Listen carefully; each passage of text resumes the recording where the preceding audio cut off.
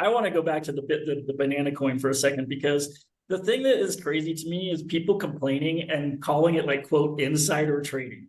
I'm sitting here thinking like the entire market is just depraved gamblers hoping to time the purchase of something like early. No one's long-term holding the banana coin, right? You're not buying stock in something that actually exists. He doesn't know anything about this more than you do. The sale of the banana at Sotheby's was already a known auction. There's no insider trading knowledge to have over what anybody in the public knows, right? Maybe there are people manipulating the value of the coin, but at the end of the day, you're basically just gambling on shit that doesn't actually exist to pretend like there's some sort of nefarious.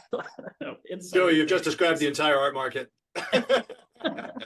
Right. Well, but in the art market, you could be like, like maybe I had insider knowledge that somebody had gotten accepted into the Whitney Biennial, and I knew that was going to make their career take off and whatever else. But in this case, it's like, what could you possibly know? Okay, you know that the banana's going up for auction. Every time you keep saying, "I know the banana's going up for auction," I'm like, what I do for my job makes no sense, and yet I have never had to say the words "the banana is going up for auction."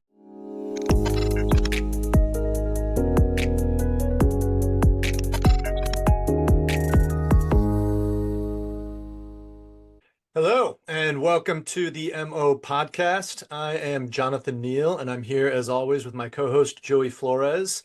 And today we have a very special guest joining us for a slightly different format. Rather than our straight up interviews with founders and builders in the arts and cultural sector, we're going to discuss some of the recent goings on in that sector and in this new post-election situation of ours. And to help us do that, we have none other than Jane Coaston, the host of Crooked Media's What a Day podcast, a regular on-air contributor at CNN, former New York Times opinion writer, senior politics reporter at Vox, and a senior fellow or a fellow at the USC Center for the Political Future, where she discusses and mentors and teaches the next generation of journalists and podcasters, and is also a fanatical University of Michigan football fan, so brings a wide array of opinions for us here at the MO podcast. So Jane, welcome. Thank you for joining us. Thank you so much for having me. So before we get to some of the recent headlines in the art world, I wanted to ask you off the bat, how are things going out there in the regular world of news and sports and the world that we can now begin calling very, very online, in which you are an expert and devotee? It's weird. It's weird out here. It's very weird out here. I think that the biggest thing is that, you saw there's always this idea of Trump that somehow Trump manages to exist as simultaneously an actual person and as a concept. And every single goddamn time, he is able to do this thing in which he promises everything to everyone, in which it is all very differentiated to different people. And everyone's like, oh, he obviously is going to do the things I want him to do, and then he won't do the things I don't want him to do because I've decided that. And you saw yesterday, Wednesday, that with his alleged selection of Representative Matt Gaetz for Attorney General, which is insane on so many levels, you've seen a host of people all deciding, oh, wait, this isn't what I voted for. Yes, it is.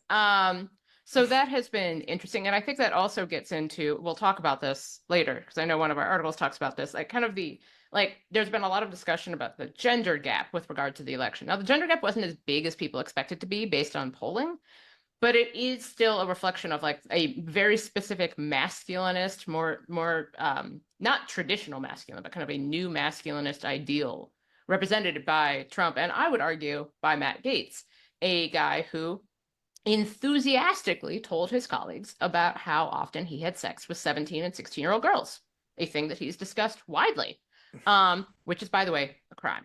And so it is an interesting moment. Obviously there's like lots of actual politics stuff taking place. Like we're in the midst of all these cabinet announcements and determining whether or not Trump can do recess appointments, which might actually be harder than he thinks. But I think actually like the gender and sex conversation is the most interesting thing happening online right now. Not in a good way. It's not in a good way, but it is interesting. Not in a good way at all. Yeah, I think So along those same lines, the Senate voted for John Thune as the majority leader, who's a little bit more a down the middle type of character rather I mean, than comparatively, comparatively than to compared to Rick Scott in Scott, Florida. Yeah, yeah, who exactly. is Tucker Um, Carlson's favorite person.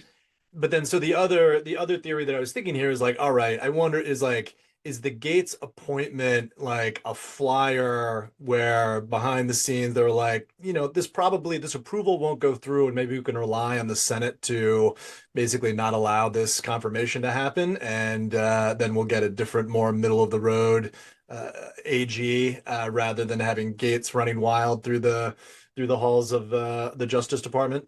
And I was trying to think of like, okay, who are the newly elected senators that could break from the otherwise Trump consensus, but because they're on a 6-year term, this is the way that the framers built this out very nicely. They don't have to deal with potential repercussions of primaries or a kind of the backlash of the Trumpist or the MAGA Republicans, ousting them in 2 years, the way that the new Republican majority in the House is basically going to have to toe the line.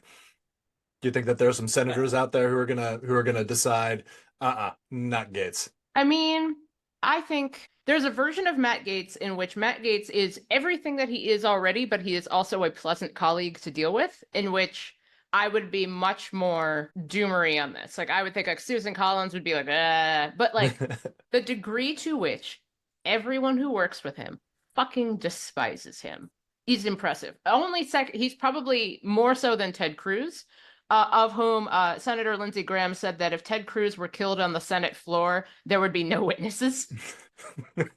Everyone would just be like, I didn't see anything. They all despise him. But like Gates is someone for whom, and you're seeing this with like some of Trump's biggest allies, they're just like, this is not good. He will not do anything. Because even if you did want someone with the capacity to go after Trump's enemies, you want someone who would know how to do that. You do not want someone who got a job at his law firm because his dad got it for him. He did nothing but get a DUI once and then went to the Florida house because his dad wanted him to. Like, this is not, there are numerous people that could have been theoretically picked, like Ken Paxton out of Texas, who is a terrible person, but very good at what he does, being a terrible person. But like, Matt Gaetz isn't good at anything.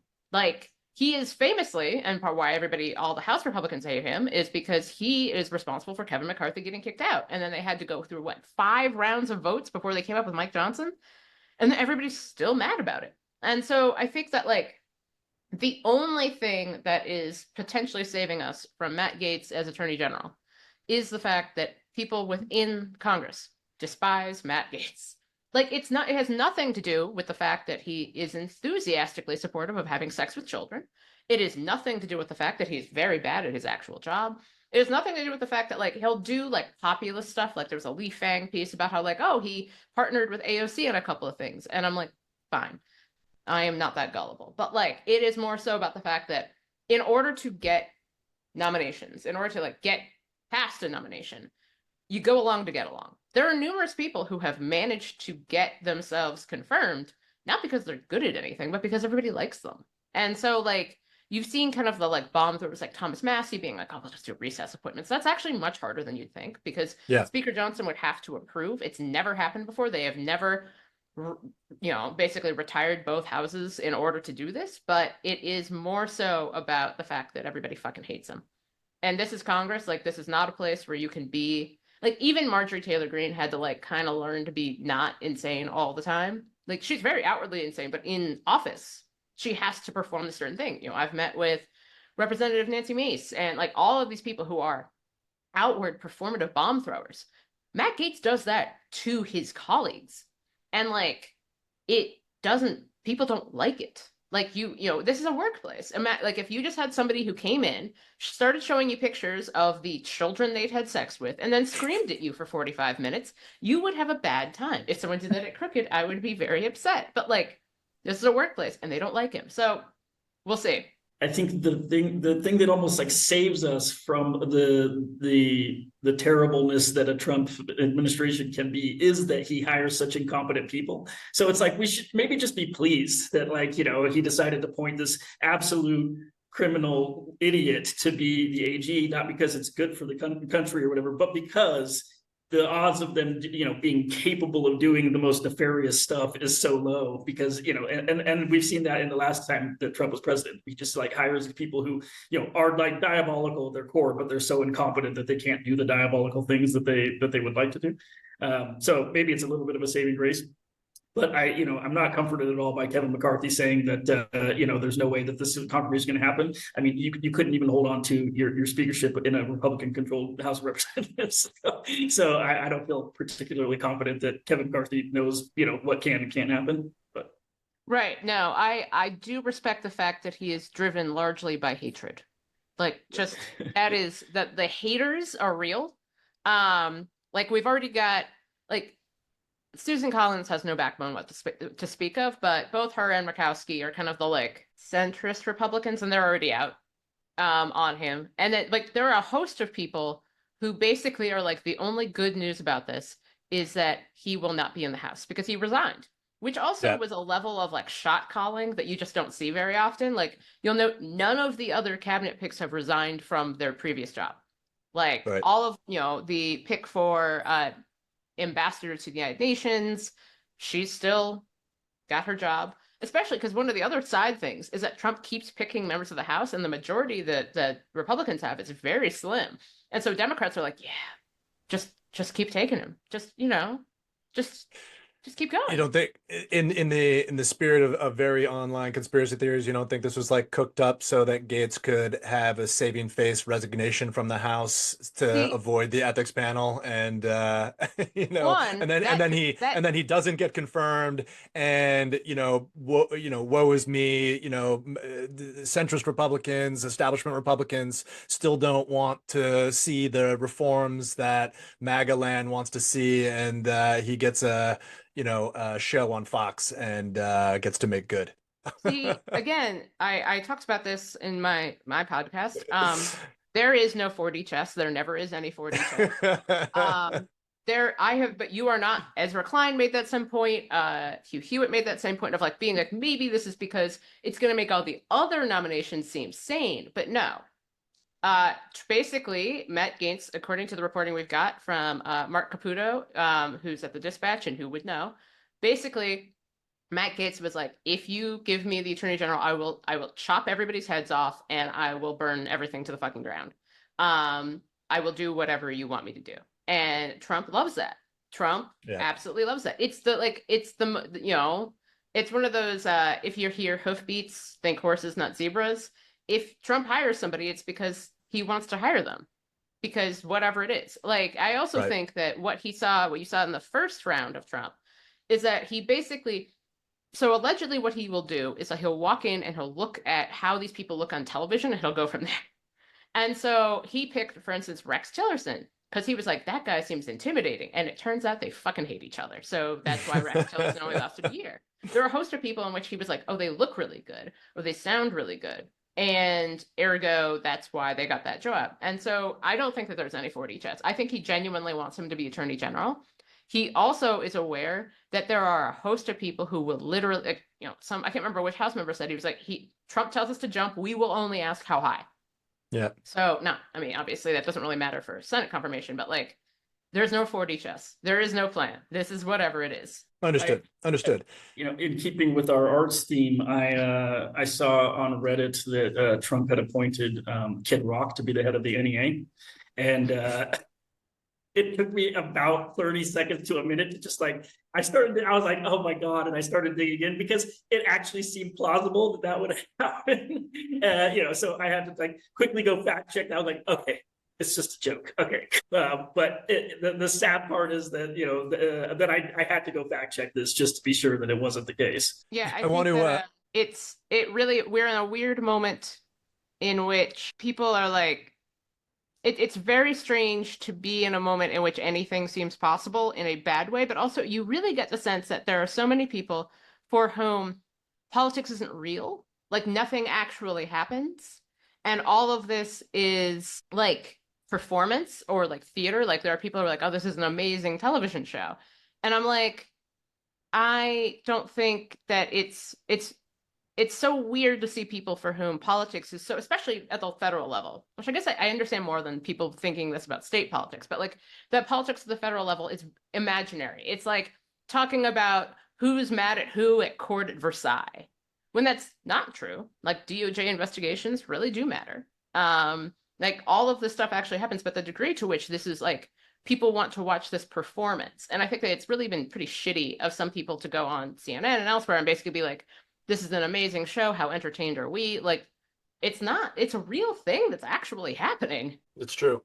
What is the, to take this to one of the headlines that we wanted to talk about? We've got this, I thought it was a very interesting article by Louise Burry in Art in America about two artists in particular, but a more sort of general move towards, let's say, content creation itself as a kind of artistic practice, or as a shift that artists have made as a response to this kind of, to the, let's say, the extension of the online world into sort of every nook and cranny of our lived existence. Jane, a little bit to your point now, where sort of like if everything is a performance and everything is kind of a clip or is consumed online, everything takes on this kind of performative symbolic characteristic. And within that landscape, as an artist, your choices are either to kind of, the way that Burry talks about it, go back to the land, which is like, oh, I'm going to make objects, I'm going to make paintings, I'm going to go show in galleries, I'm going to do the conventional thing. Or you jump in with 2 feet and become a content creator and create videos and clips and inhabit Instagram or Substack or other these platforms and build these audiences and build these communities and do these things which conventionally don't look like art making, but are being done, in this case, by 2 artists, one Joshua Citarella and another Brad Troemel, who I think are actually very interesting characters slash artists in this new ecosystem, but have sort of thrown in there a lot with a very different type of, let's say, artistic community, ones that they are building themselves, and also has this overlap with a certain kind of, let's say, question about what is the new masculinity, or the role of the performance of masculinity online. And I think what I found interesting about this, and I want to get into a little bit deeper, but there's 2 things going on here. One, the whole question about the kind of like manosphere and the online performance of masculinity and the way that these characters begin to push that stuff forward. And the other is this interesting thing that comes up with regard to some material that Citarella is involved with this idea of the kind of the dark forest of the internet, or these kinds of closed communities where not just artists but anybody really begins to sort of build out a landscape for themselves with either like-minded friends online, in chat rooms, on Discord servers, and places that are not part of the open or clear net, as it's been described, where you can begin to feel like you're a little bit safer, or you have this kind of refuge from the otherwise big bad world of performativity in the wide open clear net spaces. So first, I guess, Jane, that's a way of sort of getting into this this article that was recently written. In your opinion, or the way that you've been seeing it, what characterizes specifically a certain kind of performed masculinity online that may have its roots in a kind of conservatism, right wing, what have you, but is really probably more just the way that it is being performed online and Twitter and these other spaces? And what does that look like? And what's wrong with it, and what might be good about it? Well, I think to start off, what's wrong with it is that it's not real. Right. So for example, something that like content creators who all they want to do is generate discourse will constantly post these weird AI images in which it's like, you can always tell it's AI because it's like a beautiful woman with 8 fingers. But they're always pregnant, but they're always pregnant in a way that no human has ever been pregnant. They're like the most beautiful pregnant person you've ever seen in your life. They're always wearing lingerie. and they're like standing next to a horse. I'm literally looking at one of these images right now. Like they're standing next to a horse surrounded by babies. And they're always something like, oh, I will never understand why any woman would choose a 9 to 5 when this exists. Which, one, it doesn't exist. And two, so much of this is, again, it's about fantasy.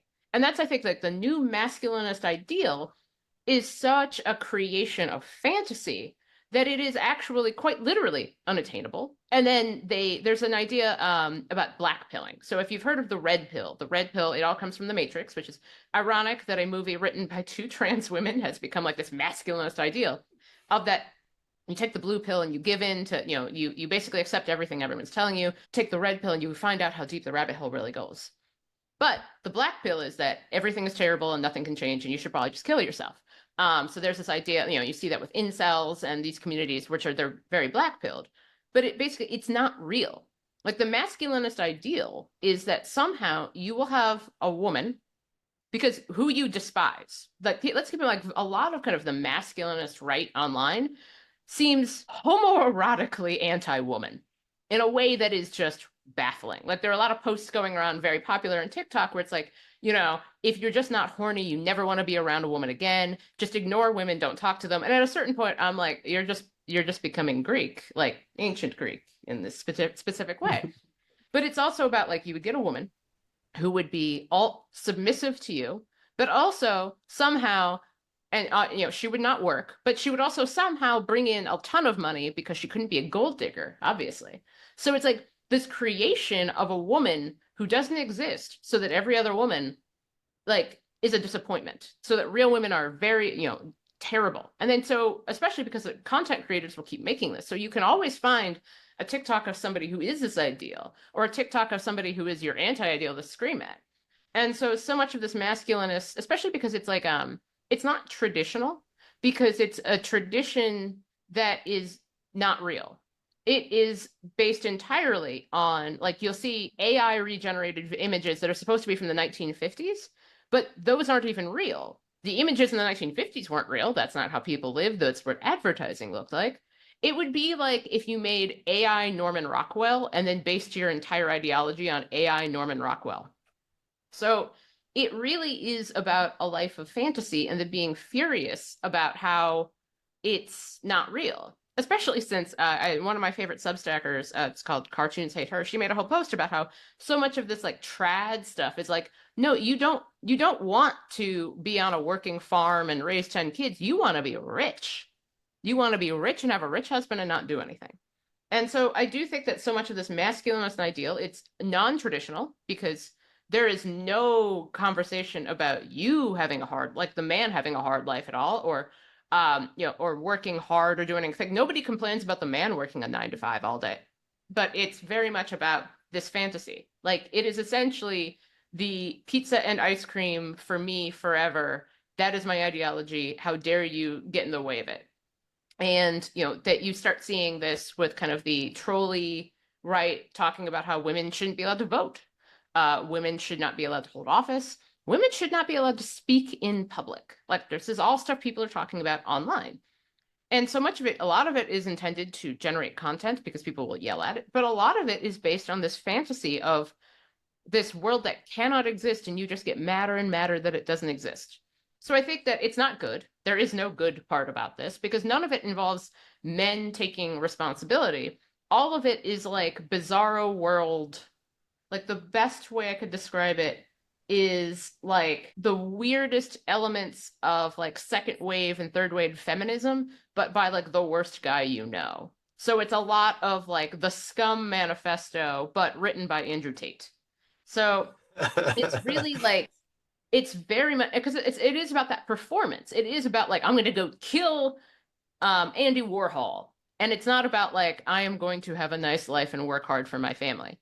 Like, the way, and especially because again, this is performed. It's always, these videos are always performed in some beautiful apartment where clearly no one lives. It's always about how like, you are making all this money and you're spending, like there's been investigations showing that a lot of these like pickup artists and kind of trad people online, obviously not the same group, but they have correlation with each other. The people in their images are like sex workers that they've hired.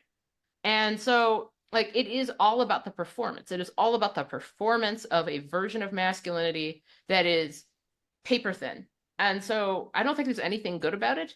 And I actually don't think it had much to do with Trump's actual victory. But I do think that just like in 2016, there are people online who they do that thing of like, whatever happened, it's because that's what I wanted, which I have never been able to understand why people believe that their views are so widely held by others. But like, you saw in 2016 people who concluded that memes are why Trump won. And you're seeing in 2024 people concluding that dudes wanting to basically have harems of enslaved women is why Trump won. Neither is true, but both are kind of interesting at how people are understanding this moment. What is this like, what is it though about that at the extreme? So if we think about this on a spectrum, you've got these kind of fantasies, the bizarre world, the extreme, this kind of, the let's call it the sort of like the incel anti-utopia, right? Like the world that's like unattainable, and thus you sort of picture it in the reverse of what it is that your actual life is for many of these content creators online, creating this kind of anti-utopia that for themselves seems like an actual utopia, but is really just some sort of like, concocted science fiction tale. But you pull, you walk back down that spectrum and you do have a sense that there is this kind of like pent up male energy that is like finding its outlets online. We don't have to get deep into the whole pornography question, but because that just takes it off on a different rail. But it's like there, in the aftermath of the election, there is this, there does be a sense like it's like the dudes showed up for Trump, right? And it's like the frat guy mentality for Trump or for the right. And it's a little bit of a there's been some sort of rejection, not specifically of Kamala Harris, because I think there's so many flawed, things that we can talk about there, but just more of this kind of like, that there is an excitement that the sort of image of Trump and even of this kind of like, the the Erasmus to Trump's Luther or vice versa with JD Vance, like, a an energy or an excitement that is there that one hadn't seen from a kind of, particularly kind of male image in the United States for a while, that Trump sort of manages to bring out. And I think that like brings out in these kind of online spaces and brings out in, in offline spaces too, right? I mean, it's like every single clip that one sees of a pickup truck with an American flag flying and an AR-15, wherever, it's like, okay, you kind of, what those symbols now are of this kind of rejuvenated and very literally, right? Like young male demographic showing up to vote for these guys. What is the, what is the link between those two extremes, right? Well, not extremes, but the link between that sort of that more, let's say domestic, very American sensibility to this kind of wacky extremist manosphere, quote unquote, world that imagines this kind of weird anti-utopia in which women are the kind of both the desired object and the hated object at the same time. Well, it's hard to say because a lot of this, like I've been writing about and following the so-called manosphere for 10 years now. I feel so sorry for you. Yeah, I am not okay. Not okay. Honestly, between that and reading the Daily Stormer every day, someone should be giving me danger pay or something like that. But anyway, like, so the challenge is not that like lots of people are following the specific ideology. Like, if I say MGTOW, do you know what I mean? No. The freedom you must have. It's men going their own way, rejecting women. There was a man named, I believe, Paul Elam, who started A Voice for Men, which was supposed to be, do you remember? I mean, I don't really, because I'm youthful, but like there was a movement, like a men's rights movement in the 70s. Of course. Yeah, like the Oath Keepers and John Bly and like all like, It seemed to involve a lot of drum circles and crying. Yeah. See, there's a version of that is like fine. And then there's Paul Elam's version, which was basically like men are second class citizens, and like, complaining about how men do in divorce and male suicide rates, which is still a conversation people are having. But his response was basically not like, I want male equality. It's like, I fucking hate women and want them all to die. Like he would literally post for a long time that like, there were things about like basically like a woman would be killed by her husband and he would be like, oh, what did she do?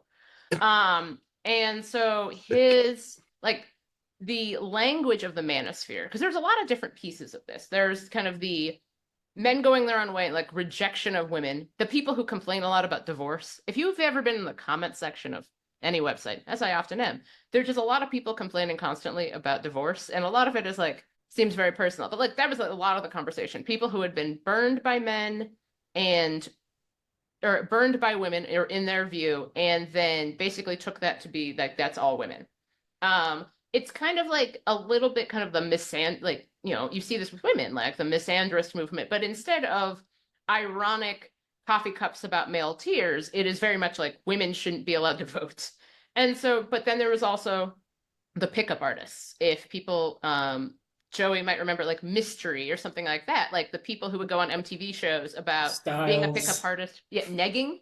Negging. Like all of this stuff, but then you saw with the rise of incels, which partly comes because of a mass murderer named Elliot Rodger, who killed killed his roommates and then killed a group of women who were at a sorority house. And he had this whole manifesto about how it's because he was so disgusted by the fact that women didn't want to have sex with him. He was simultaneously like self-loathing and also very self-aggrandizing, which tends to be how serial killers are. And so you saw all of these different pieces, and you also saw the profit motive of the people who wanted to take advantage of all of that.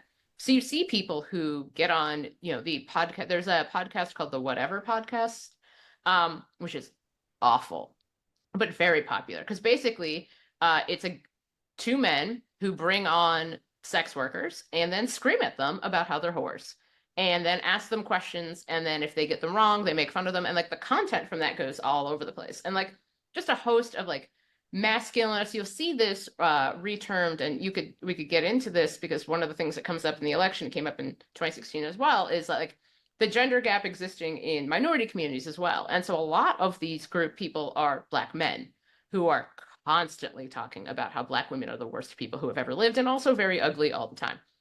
And so it's not that everybody's listening to these podcasts. Everybody knows all these things I'm talking about. Everybody knows what an incel is. Everybody knows what a femcel is. Everybody knows what men going their own way is. It is about how this language dissipates through culture. And, the so-called Overton window moves to being like kind of the ironic misogyny that's not so ironic. And like at a certain point, when you're seeing constantly people talking about repeal the 19th, people talking about how like women should be used as breeding animals. And even if it's not real, even if they're joking, even if it's like kind of an ironic thing, you're seeing so much of this content that it does seep into how people are talking. And so you'll see people who, in response to this, there has been a lot of talk about this. There's a South Korean movement. It's quite small. It's called 4B. The 4Bs basically mean, dating, no sex, no marriage, no childbirth. And it's in response to South Korea's extremely misogynistic culture.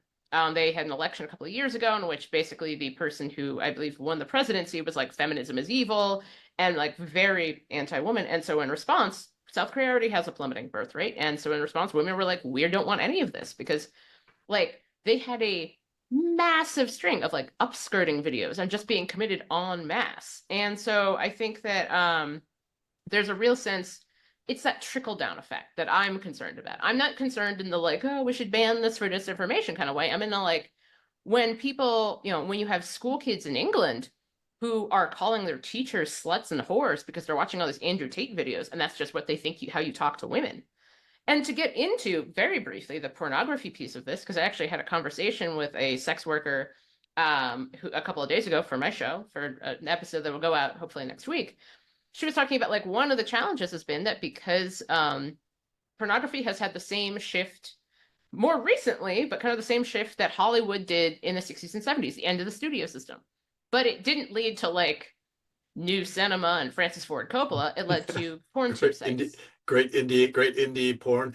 Yes, which does exist, but like Yeah. the rise of amateur pornography and also pornography coming from other countries where you don't know how it got made. And so that being simultaneously very, very underproduced, but also very popular. And also because Pornhub and all these sites rely on algorithms, and algorithms will direct people to things, but also respond to what people want.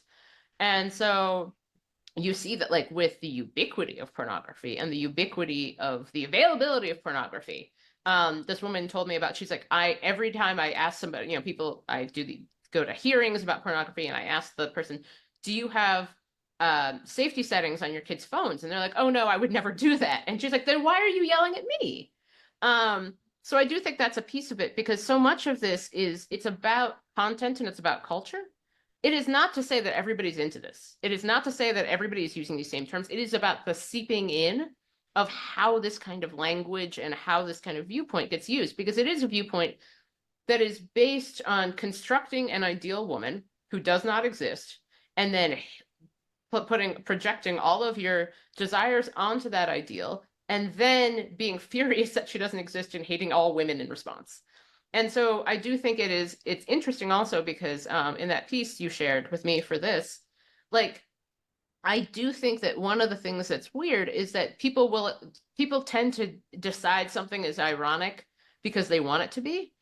And even when you're not really clear if it is. And so there are a whole host of people, like the whole idea of like shit posting, about like, you're just saying things. But at a certain point, there's an attorney, former federal prosecutor, who's actually on my show today, Ken White, who writes a legal blog called Pope Hat. And he came up with something a couple of years ago called the rule of goats, which is that even if you're fucking a goat ironically, you're still fucking a goat.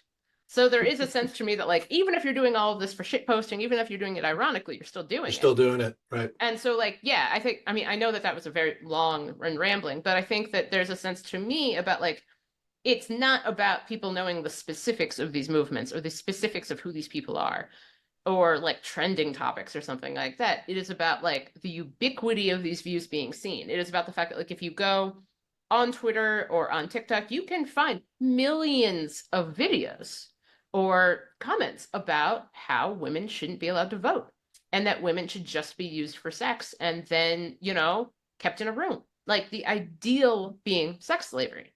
And at a certain point, like, this is stuff, it's interesting because I'm almost like, what happened to you guys going your own way? That seemed nicer at that point. But like, it's this ongoing movement that's been happening for years, like Return of Kings, Roosh V, all of these people whose names you don't know. And God, it must be so nice to be you and not know these people. But like all of this stuff, there were people writing about this about 8 or 9 years ago who would have been like, this is all coming, and it's all coming to you, and it will be coming to your sons and to your daughters, who are going to be like, I don't want to have anything to do with this.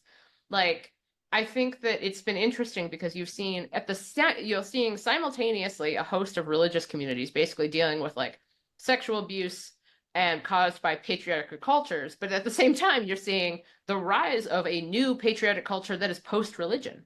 And it's just weird, and I don't like it. It strikes me as you were talking about that like, so one, the like all this material sort of coming out of, let's say, the lab, leaking out of it from, over the course of like 5 to 10 years, recalls very much the stories that people were telling about, the discourse and the activities on Tumblr basically leaking out into the general populace when it came to sort of the more radical conversations about language policing and transgender issues and everything else. That just seemed like an interesting parallel. It's not the question I want to ask, though. One of the things is like, there's such sort of extremism in these kinds of online communities that are more or less available for people to discover, right? And there's a kind of monstrousness to it, and somehow it gains adherence, it gains interest, it gains excitement and followers, specifically because of the kind of monstrousness that there is, or the kind of extreme or the out there or outlandishness that there is. And to sort of pull this conversation back towards the art world, that for a long time, in the 19th and into the 20th century in particular, had been the sort of standard reserve of a lot of kind of what was thought about as sort of advanced, progressive, avant-garde art making at the edge, right? I mean, even something as now as kind of pedestrian as like Filippo Marinetti's Futurist Manifesto with this sort of glorification of violence, um, is the type of thing that was, taught in my graduate seminars in PhD programs and even in undergraduate art history programs as a kind of staple of modernist art history, but was something that was very much part of this sort of extreme sensibility, which, gave way to Italian fascism and the fascist right, and then to the circumstances of World War II. It almost occurs to me that this, like, the kind of, not call it radicality, but again, I keep coming back to this term, the sort of monstrosity of these edge cases, these edgelord environments that get named as such, would in some sense be a place that artists would think to go looking, but it's almost as if, because these things exist in such sort of substantial fields, or it's almost as if there's not, like, it's like it's already performative, it's already its own kind of aesthetic. It's as if these folks are doing this not ironically, but doing it earnestly in terms of what it is that they're about, that it's like there isn't room for someone to make art or to tap into those sensibilities in order to get to it. Um, and thus what you end up with is a much more sort of anodyne centrist kind of, whether it's political or not, for lack of a better term, the kind of the milquetoast art that we've been getting served up for the last decade or so anyway, be it political or be it not political. Jane, you shared with me a piece by Kat Rosenfeld in the Boston Globe that was kind of about, like, please, no more political art. But it struck me that, like, the things that she was pointing back to were like what seemed to be transgressive in the late 90s of like Pulp Fiction and other things, which again are, you know, would again seem to be at that time in the sort of Clinton 90s to be sort of feeling like they were pushing some sort of envelope. Today the reaches of what one can find online far exceed what anybody is going to be able to bring to a you know even a sort of limited audience in terms of what it can find in terms of its extremes. And I just find it curious that we're sort of stuck in this place now where it's like the monstrosity exists, in real life, in real time, online, not even at the fringes. I mean, we talk about it at the margins, but arguably it's like it is so mixed in with the mainstream to a certain extent now in terms of what's being consumed by, new generations as well as old generations, that it makes me wonder if there is any outlet for what the actual sort of artistic activity or the sort of interesting cultural activity could possibly be, right? Like, how does it come to exist in any kind of form that seems to be pushing a boundary when those boundaries have been just exploded already by all of these characters in these various different kind of subcultures that are able to kind of grow and flourish, disappear with with like a 1.5 year half-life or something like. Yeah, it's interesting because one of the things I was thinking about is that Kat did the thing that I think sometimes people older than me do, in which they think of the 1990s as being a marked period of like apolitical conversations, or like that there was an art that existed outside of politics, in which I've seen Falling Down. I know what politics is. Come on. And so I think though that one of the challenges I would think is that either like, are you going to do earnestness or are you going to do irony? Because both of those have been covered. Like, I think you sent me an image. It was like a Trump Klan hat, like a MAGA Klan hat image. Right, that From was a some, sculpture. That was at yeah. the Independent Art Fair And I was just, last and year. Yeah, it was one of those things. It was like that earnest, like an earnest reflection, but it was like, it was boring. But then there's also like the weird trolley art where it is like, the point is that we are in a point in which like earnestness seems excessive and trolling and irony seem overdone. Like, I think that there's anything that we've gotten since 9/11, I would say, is like, I think we're good on irony. Like, I think we did it. We did the whole thing of ironic art, or kind of the way, the use of the anti-hero, the use of irony, the use of kind of like, I am clearly mocking this thing, that at a certain point we were mocking the thing for such a long time that the thing just kept happening. Right. And so I think that in terms of how it's reflected or should be reflected in art, I think the challenge is like, what are you trying to say about it that isn't earnest or ironic? Like, what is it about? I keep thinking about how one of the things, so I wrote my undergraduate thesis on Nazi propaganda before and after the Battle of Stalingrad, and one of the things I did look at was like the use of art in propaganda, which is really interesting. There were lots of competing artists among Nazi propagandists. But one of the funny things I found is that, as you know, the Nazis had their idea of like degenerate art, and everybody wanted to go to the degenerate art exhibit. Then there was also like the good art exhibit.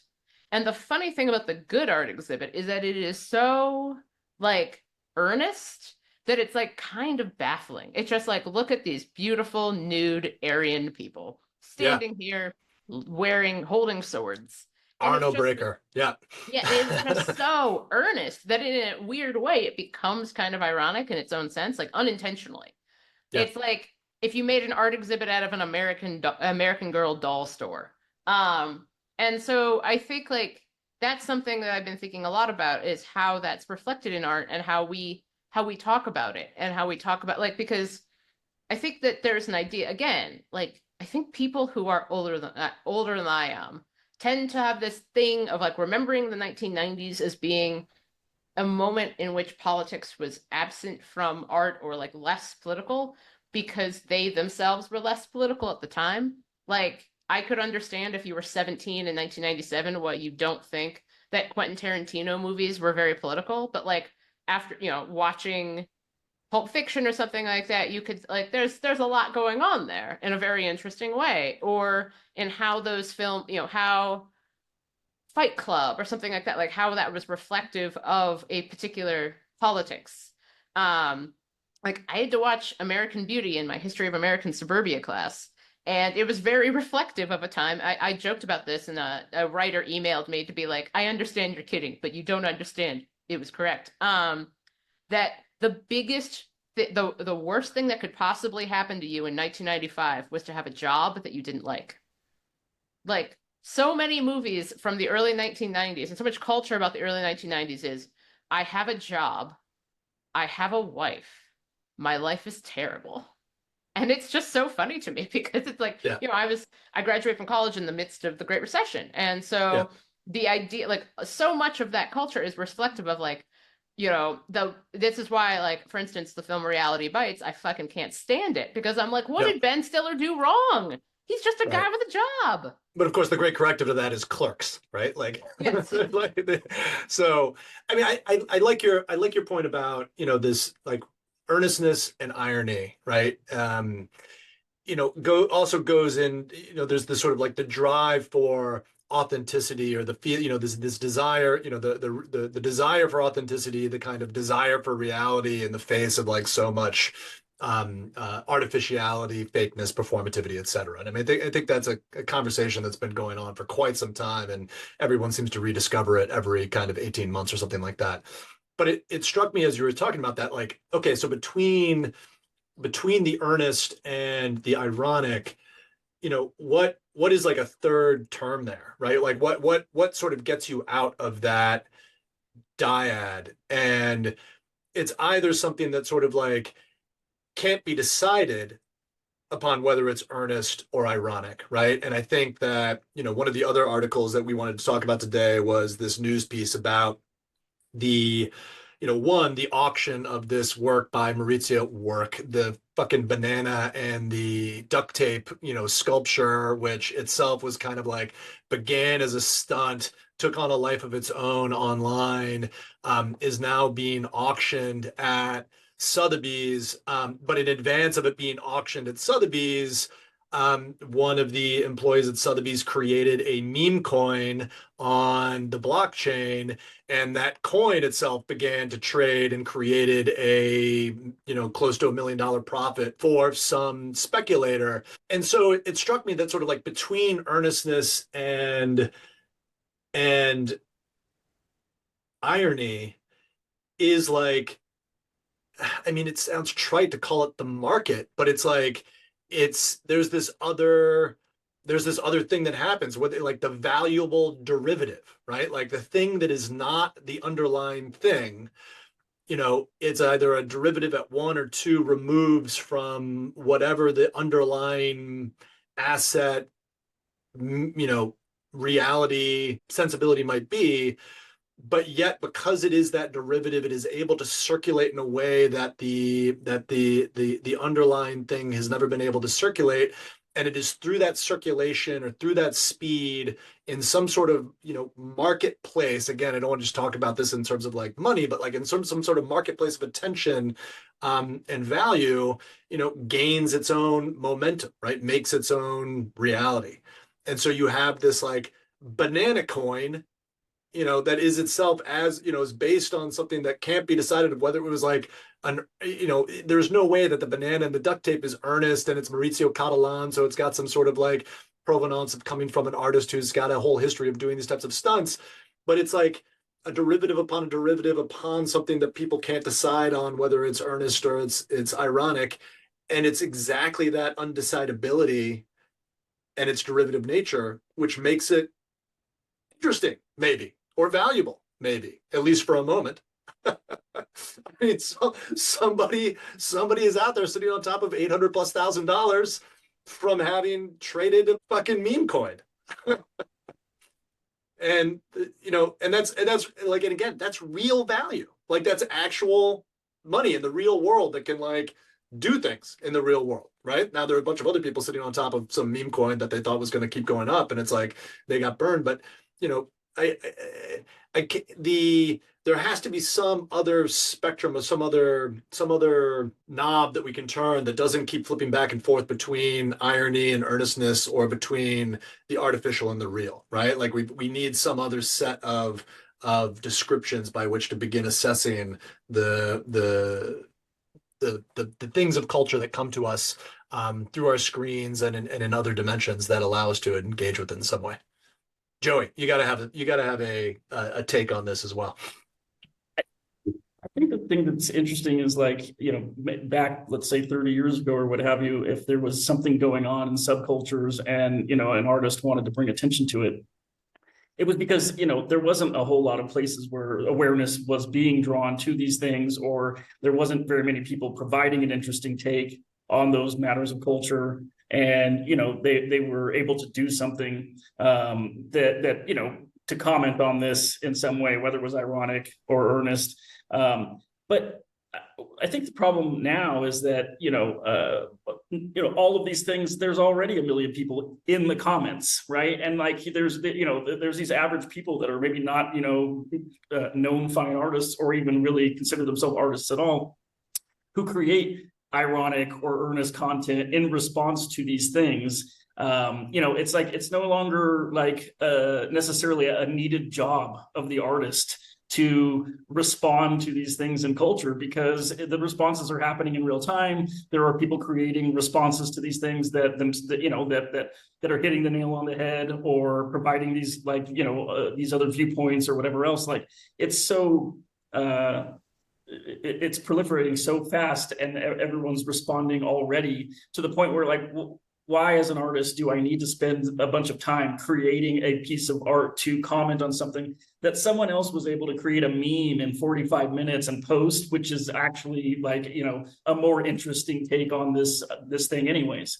It just feels like, maybe that the role of the fine artist to comment on these things is diminished by the fact that everyone can already provide comment, and these things are not, it's not hard for people to find an outlet or a place to voice their opinion about these things. Like anyone can do it. Everybody is. And so it just becomes less impactful perhaps for an artist to do these things because their sculpture or whatever they made to provide commentary on this issue isn't even as impactful as the 3-minute video that somebody made within hours of the thing that they're commenting on happening. I think that's a really good point. I mean, I would say that if you're going to be a content creator, you be a content creator, right? And like the Brad Troemel and Josh Citarellas of the world who come out of these art backgrounds, who surveyed the landscape of what it is that they were engaged with and saw what their peers were doing and what the art world was largely valorizing as just kind of more bullshit content, but doing it in a more expensive, less shareable, and in some sense, obsolete way.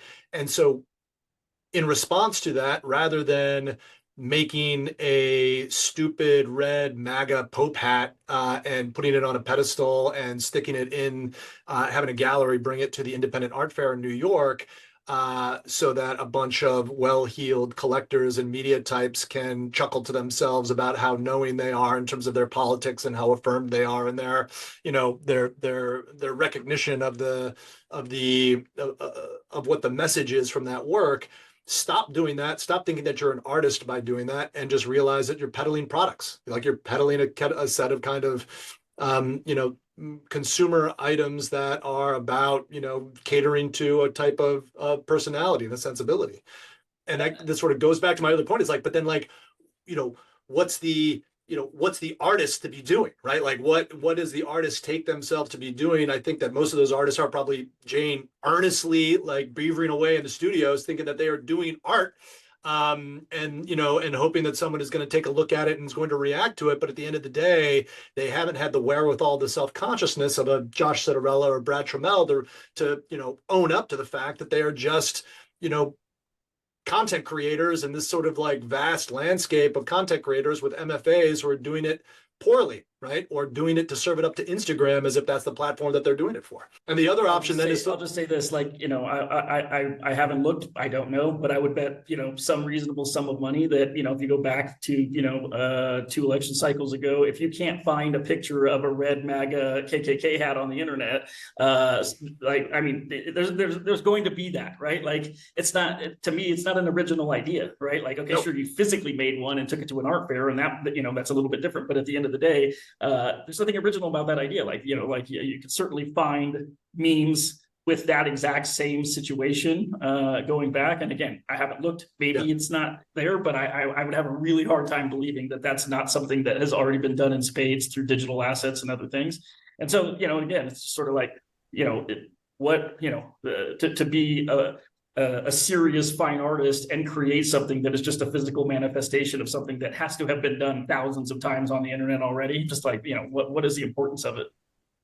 I mean, I think this does then in some way go to this other question. I mean, the other option, right, rather than, what hovers on the line between earnestness and irony is exactly artificial intelligence, right? And this, so we have this other, news that this painting made by an AI bot named Ida was sold at auction for $1.1 million. And it was a painting of Alan Turing as if it's a homage to the father of computational mathematics and the very idea of artificial intelligence with the Turing test. There's a whole sort of story that you can tell about this thing. Jane, I think it's super creepy that this thing has been made into a female, right? That they've like, gendered this robot and given this Bob and given it this female name as if like, the artificial intelligence needs to have this kind of, this gendered sensibility in order to have a story to tell in the world. So I'm sure there's something to be said about that. But, for everything that I find kind of galactically,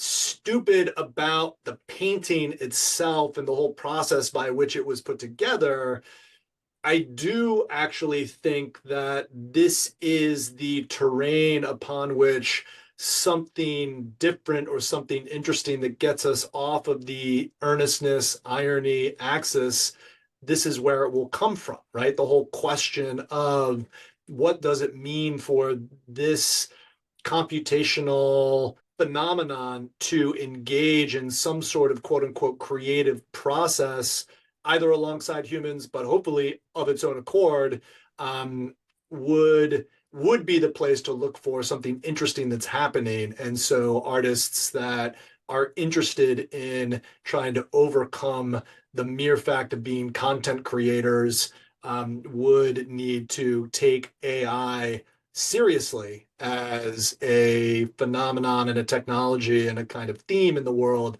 that is going to have a lot to say and a lot to affect about the art world. But Jane, I'm curious about your take in terms of, why we need a female bot to be painting $1 million pictures at auction. Well, it's interesting. They've done studies that showed that, like, for instance, Siri and Alexa, women, because apparently people don't want male AI. They don't, like, because apparently there's something threatening about it. There's way more you could read into that, but I will not. I think it's interesting also because the art itself is it art? Like, I know you've just written a long piece on this very subject, but the idea of like an AI made a picture of Alan Turing, is that art? I don't know. Like, was that did the AI intend it to be art? I don't know. So I don't know. I found it odd. I think that Joe, go ahead. I was just going to say, I was reading all these articles and preparing for this, and I threw them in ChatGPT and just was like debating some things with ChatGPT, of course. And one of the things I was like, why did they assign a gender to this robot and put a wig on it? Like what's so weird? I was like, that doesn't. I literally don't understand it. I was looking at pictures of this, robot standing in front of the thing. I was like, why? And it basically, ChatGPT opined that it was just. Makes the story more interesting, more outrageous. There's like not really any reason other than to enhance the storytelling aspect of this, or to just like make it more more nuanced or whatever. But like, anyways, I was also like that's just really odd. Yeah, no, I think that Jane, to your point, it's like the closest that they can get to the conviction that what one is looking at and why it might be worth $1 million is a work of art, because it looks like a painting, it quacks like a painting, it walks like a painting, and so it must be a painting. The question of the creator comes down to, art requires, as I've heard a bunch, as Ted Chiang in the New Yorker wrote, like a million little decisions that the artist makes, and it's all those decisions that go into, the intention of this thing actually appearing like a work of art. I just heard Neil Stephenson, the science fiction author, on a podcast say much the same thing about all of the work that goes into writing a novel, and it's a kind of million those tiny little decisions. And outside of the ability of another human being to recognize in whatever is doing the creating, the possibility that there's some sort of self-consciousness who is aware of making those decisions, you have to anthropomorphize it as much as possible, right? Like, you have to figure out how to make it, look like a human, walk like a human, sound like a human. And one of the ways of doing that is to show it in some sort of narrative, to give it a story and show it reacting to the world. And the story that comes to mind that I always found so interesting is like the very first Pixar short was this anthropomorphization of that architect's swing arm lamp that is now at the beginning of all of the Pixar films, that stomps on the eye and then looks at the audience. And that was the first animated film that John Lasseter made, that, because it was just like the thing on his designer's desk, and he's like, oh, I'll make this animation of this swing arm lamp. And at first, you could do a whole bunch of interesting things with computer animation, but it wasn't interesting to watch until he was able to tell a story that made it look like that swing arm lamp had emotions, reacted to the world the way that a human would react to the world. And it was that short film that then launched the entire sort of Pixar digital animation, computer animation industry. If you don't have that, if you can't see the thing acting like a minded entity, right? An entity that has a mind and reacts to the world, you got to fake it. And the way you fake it, I guess, is you put a wig on it and you give it a human name. And you're like, and you trot it out in front of audiences at this is like, here's our robots. And it's both creepy but understandable, because you need to stand up the fiction that there is some sort of sensibility, some mind sitting behind this painting, which, on the face of it as an image, not the worst image. Like, I mean, it's a painting, right? Like is it, it's a Well, piece of sort content. It Yeah. says that Well, it's they like, combined 3 images and then 3D printed it in the robot, only made like okay, come on, adjustments or Joey. whatever. Yeah, But you know better than to I question totally that. agree It's with you. like I a feel like Warhol silk screen. Come on. it's sort of almost like an acknowledgement that like a painting by a robot in and of itself isn't quite interesting enough. And so we have to put a wig on it and give it a gender and do other things in order to make the story more interesting, right? Like a robot painted painting, just I don't know. It feels like an acknowledgement that's insufficient in some way. Yeah, and the fact that it was also still kind of on a 3D texture printer, was still printed out and then embellished by the AI informed robot. I mean, it's such a mixture of all these different technologies in one way. The sort of robotics, the autonomous robot aspect, the AI aspect, and then not to mention just like digital printing and manipulating technologies, which have always been there. You could do all of that without the robot playing any kind of significant role, but yet it's this attempt to kind of replicate the hand of the artist, as if that was the thing that made, as if the mere sort of like application of pigment to a surface by an arm and a reasonable facsimile of a human motion is the thing, whereas it wasn't the intention that drove that arm, or it wasn't the intentionality embodied in that movement, which is what was the important thing. And it's still, but again, I mean, content creation, not art, content creation. That's going to be my sort of, conclusion on all of this. I don't know if Jane's got a time limit here, but I don't want to miss out on the fourth article. Jane, what do you think about the Wu-Tang clan district signs being sold in Staten Island? I'm interested to hear what you think first. Me? Yeah, you. Yeah, I don't know. I mean, I guess I think it's cool that they put a Wu-Tang Clan district sign up in the neighborhood. It's the selling them that feels a little strange to me. Yeah, it's interesting to me.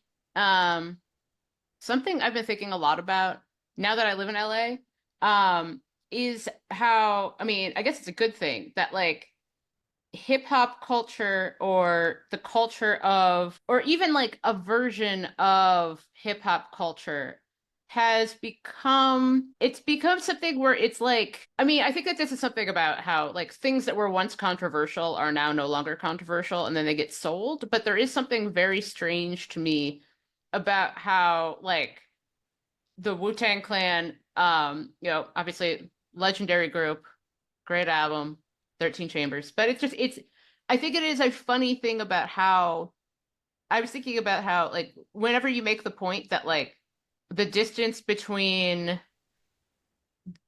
when Happy Days, the show, came out and the time it was talking about would be if you made a show now that was basically about Wu-Tang Clan's era, like that's the same disparate time, or actually probably more recent, it would probably be actually the early 2000s. But I do think that there's something to be said about how hip hop has become, it is not a counterculture, it is the culture. It just is. And it's interesting that that has become gradually more and more and more and more clear. Like, I think it's been fascinating watching, like, whenever people are surprised that like random rap artists love Trump or are like Republican adjacent, I'm always like, I don't know if you've paid any attention to anything ever. But it is interesting to me to see rap and hip hop become the culture. It's not even like a part of the culture. It just is the culture. It just is. It's like, the mainstream. It's the mainstream. It is the mainstream. It is, and you see that like there's been some interesting, I remember reading a piece about how like Billboard charts before like 1992 basically were just largely made up.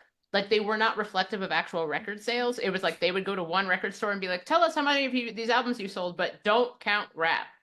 And so you notice that like around 1992, 1993, suddenly like rap explodes up the charts because they were being counted.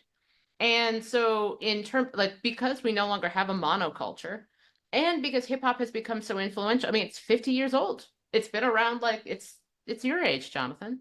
And so like it is interesting always to see hip hop one have such a legacy and two be so I'm going to use a term and I don't mean it the way people typically do. It has been so appropriated in a good way. I think it's good. I think it is good the fact that hip hop is just such a part of American culture. And that, as I was having a conversation with a colleague of mine, like American culture has been so successfully exported elsewhere that then it gets like imported back. And there are all these like now very well-known French and British rappers who are now like they're part of the culture and their culture mixes with ours again. But it is just interesting, especially to have experienced the general acceptance of rap and hip hop as part of the culture. That like it now makes you sound like a Luddite to be like anti hip hop. Like it just is weird. And I think that that's something like, I think that the sales of that sign, one, God, that's going to be in so many annoying people's houses. Like, ugh. Every person who says things about how they'd vote for Obama a third time, they will own that. That'll be the tell. But they only sold like 100 of them or something like that. I mean, the 100 replicas. This is the thing that I've like seemed totally just mind-blowingly like such a missed opportunity. So again, like just to give background, because maybe some of the listeners aren't aware, in Staten Island's Park Hill neighborhood, the city of New York in 2019 like renamed the Wu-Tang Clan district and put up one of the sort of iconic New York City street signs to name that district. And now this year they made 100 replicas, which they sold for $75, and the replicas sold out in 2 hours, right? So one, it was only in 2019 that Wu-Tang Clan got the recognition for so that seems pretty recent by the city. So that shows you how far the city has come. And then they're only making 100 replicas and selling for $75. That just seems like an amazingly missed opportunity, right? Like there's so many people that they could have partnered with and to make a limited edition 100 replica street signs that they could have auctioned off on any number of platforms and reaped a much larger income from this. Maybe there was some contractual constraints that they have with the group or with who knows what the background is. But it just seems so like, one, of course it's sold out, just given the establishment nature both of the Wu-Tang Clan and of hip hop more generally, Jane, like you say. But two, it just seems like for, like fantastic mismanagement of a sales opportunity, which whatever you might think of it, should certainly net you more than like $7,500 in this little thing. I mean, maybe there's a rich secondary market that they're getting, pieces of, but I just doubt it. There's already people selling them at a profit, which is another, complaint about the whole thing. I mean, it just seems, sort of along the lines of the like, the $1 million banana meme coin. It's like, one, here's someone who's like, very enterprisingly figured out how to play a marketplace of attention and recognition and notoriety about, this artist with this ironic work of art, this banana on a with duct tape attached to it, which I found out also doing a little bit further digging on Twitter was not the first meme coin related to this work of art. There had actually been another one that had been created, which now the creator of that meme coin is crying foul and insider trading because, their original meme coin of the banana, didn't quite take off as quickly as the other one did.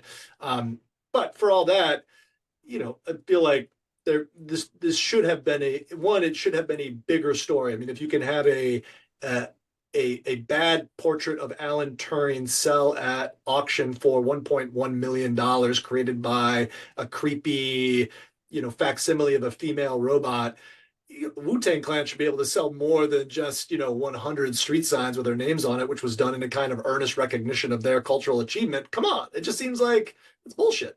Yeah, if they had priced those things at $1,000 a piece and used the $100,000 to build a Wu-Tang Clan park or I don't know, something else or whatever, but they did this, made $7,500. Like, what is the point? I mean, like, what honestly, like, what is the point of even doing it to make $7,500?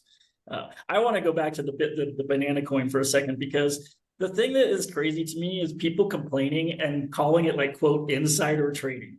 I'm sitting here thinking like, these are depraved at this point, that the entire market is just depraved gamblers hoping to time the purchase of something like early that might take off and sell it at the right. No one's long-term holding the banana coin, right? Like this is literally just a gambling exercise, and there's no value, right? Like there's no, I mean, maybe in some other things, but it's certainly in this, there's just like, there's no long-term value. There's no unit economics going into the health of a company. You're not buying stock in something that actually exists. Like, it's all just vaporware BS, right? So it's like, this guy's an insider trade. He doesn't know anything about this more than you do. The sale of the banana at Sotheby's was already a known auction.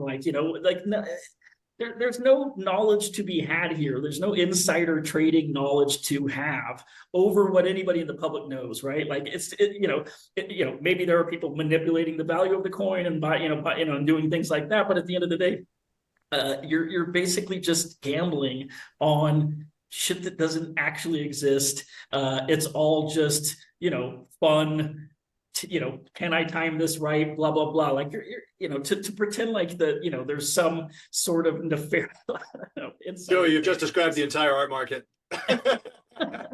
Right. Well, but in the art market, you could be like, oh, like maybe I had insider knowledge that somebody had gotten accepted into the Whitney Biennial, and I went and bought a couple things, and and I worked at the Whitney, and I knew that was going to make their career take off and whatever else. But in this case, it's like, what could you possibly know? Okay, that the banana's going up for auction. You know what I mean? Like it's not some private thing. It just doesn't make any sense. Every time you keep saying, I know the banana's going up for auction, I'm like, what I do for my job makes no sense. And yet I have never had to say the words, banana is going up for auction. You just did. You just did. I'm ruined. Unbelievable. Can't believe now you come out as having standards. That's my one standard. No. Where do we stand on the fact that this banana is expected to go for $1 to $1.5 million? It's not even the same original piece of duct tape or the same original banana, obviously. Your obsession with originality and authenticity, Joey, is just really demonstrating a whole kind of reactionary mindset. I don't know if we could be friends anymore. Understandable. It's understandable. Yeah. There is no authenticity. There is no originality. It is all just derivatives upon derivatives circulating in what will inevitably become the universal manosphere of the internet. Well, actually, the thing that's the only thing that is real about the comedian is the certificate of authenticity. Like the work itself is no longer the same work. It's been traded. The duct tape's been replaced, the banana's been replaced, et cetera, et cetera. If anybody wants to understand, like, what is the value of an NFT and a digital work that can be replicated over and over and over again, and you don't really need to own it in order to have it or whatever else. If anybody wants to understand those dynamics, just look at this. Like, this is like a replica of the original work. It's the certificate of authenticity that holds the value. There's literally nothing else valuable about a banana duct taped to a wall, especially given that it's not the same duct tape or the banana. It's just the certificate of authenticity that is the thing of value. And that's if anybody wants to understand NFTs, that's what it is. Well, but I think that is one piece of it. But the other thing that secures its value is the fact, I think, that it has this kind of, how it circulates, and the fact that it exists as an image that's easy, that was, for whatever reason, became like a quickly and easily digestible image that played upon this dynamic of earnestness and irony, and allowed it to ricochet around the internet the way that it has, like that, those stunts happen, right? Like remember the, you know, not that anybody was making money off it the way that Maurizio Cattelan or anybody else is trying to make money off it, but like, you know, the is this dress blue or is this dress green meme that like shot around the internet for a little while. I mean, these things, you know, creep out into the public consciousness or break the lab, break out of the lab in one way or another. So, you know, there is a piece of the economic value that is secured by that certificate of authenticity, but you know, the capacity of that thing to exist as an image and it already having done so is also very important to what that thing is. Now, like, again, I'm not saying like it's content creation. It doesn't feel to me like that's interesting artwork or, you know, something that is worth spending a lot of time thinking about. There are other artists who have played a similar type of game with regard to securing value through the idea of the sort of legal and economic systems that undergird these transactions. So famously, there's a German artist named Tino Segal who had this piece at the Guggenheim Museum. He's done a number of these things, but he was trained in theater. He's a performance artist guy. It was called The Kiss. And, you know, you walk into the Guggenheim, the empty rotunda, and there's sort of two people pantomiming this very passionate kiss and rolling around in the middle of the floor. And for Segal, the upshot is that these are performances for which nothing is ever written down. There is no documentation. And the only way that a museum, quote unquote, collects the work is through a kind of verbal contract of a description of the work that is handed from the artist to the curator, who then becomes the kind of bearer of the work, but does not allow any actual descriptive or image documentation of what those works are. And thus, you know, if something happens to that curator or the other people who's in that room, you know, does the work continue to exist? Does it continue to hold value? Can it be traded? Can it be loaned? All these types of things.